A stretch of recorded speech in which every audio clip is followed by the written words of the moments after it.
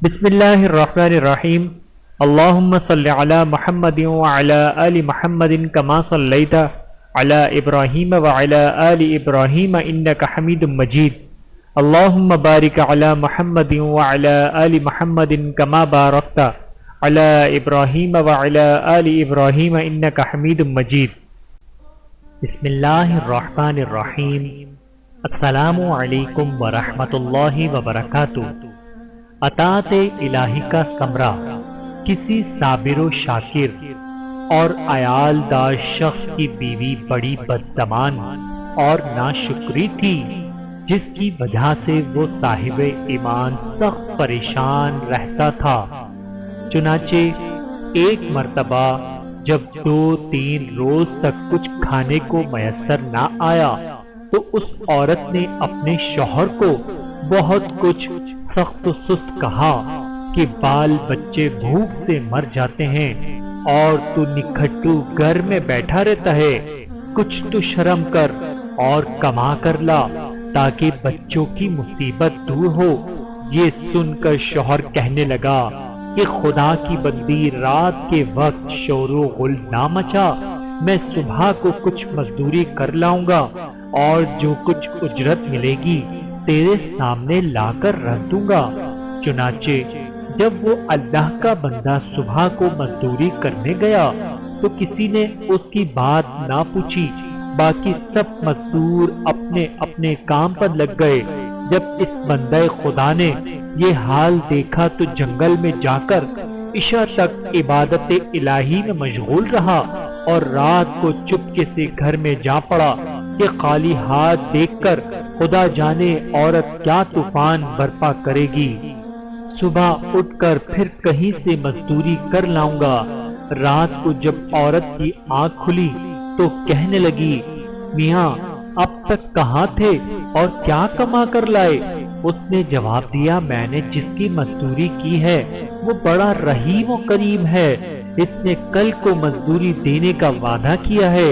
اس پر عورت نے جھلا کر کہا، ہمارے بال بچے تو بھوکے مر رہے ہیں اور آپ وعدہ کرتے پھر رہے ہیں۔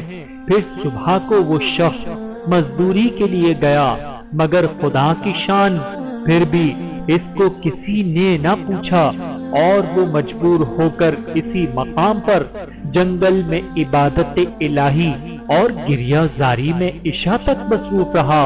بڑی رات گئے، جب ڈرتے ڈرتے گھر میں گیا تو وہ عورت کہنے لگی، دونوں دن کی مزدوری لائے ہو؟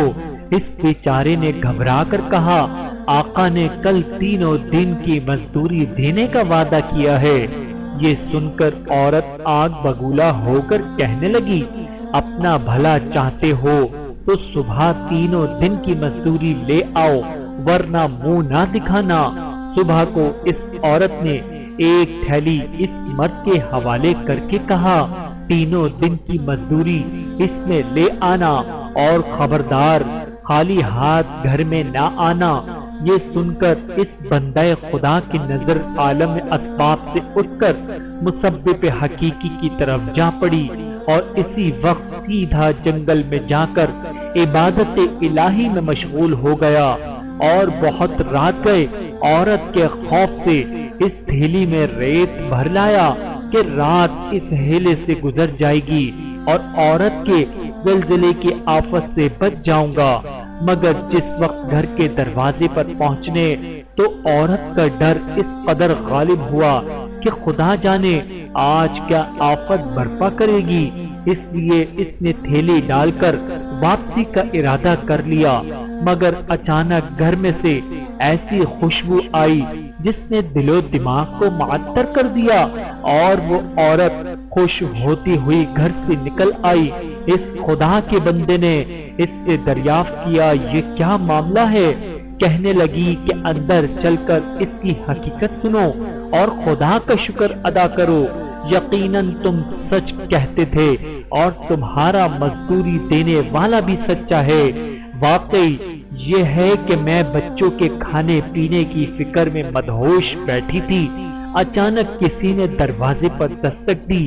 میں نے جا کر دیکھا کہ ایک سبز پوش سوار دروازے پر کھڑا کہہ رہا ہے، لے اپنے شوہر کی 3 دن کی مزدوری لے لے، اور اب اس کو کچھ ایزا نہ دینا، اور اس سے کہہ دینا کہ جس قدر تو نے مزدوری کی تھی اس قدر اجرت مل گئی، زیادہ کرتا تو اور زیادہ پاتا، آئندہ اس کا خیال رکھنا۔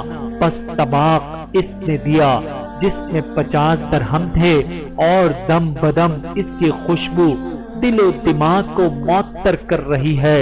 یہ سن کر وہ بندہ خدا گریہ و زاری کے ساتھ خدا کی حمد و ثنا میں کھو گیا، اور عورت اس کا شکستہ حال دیکھ کر حیران رہ گئی کہ بار خدا یہ کیا معاملہ ہے، خوشحالی میں یہ پریشان حالی کیسی؟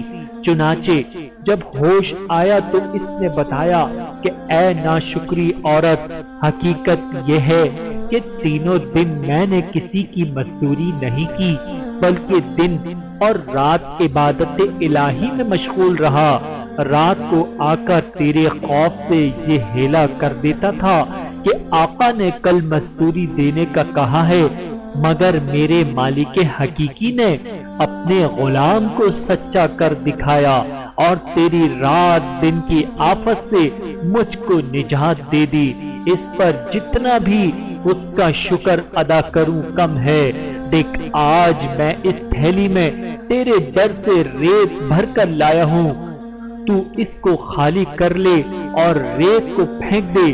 جب اس کی بیوی نے چاہا کہ تھیلی خالی کرے تو دیکھتی ہے کہ وہ تھیلی تو ایسے زر و جواہرات سے پر ہیں جن سے تمام گھر روشن ہو رہا ہے۔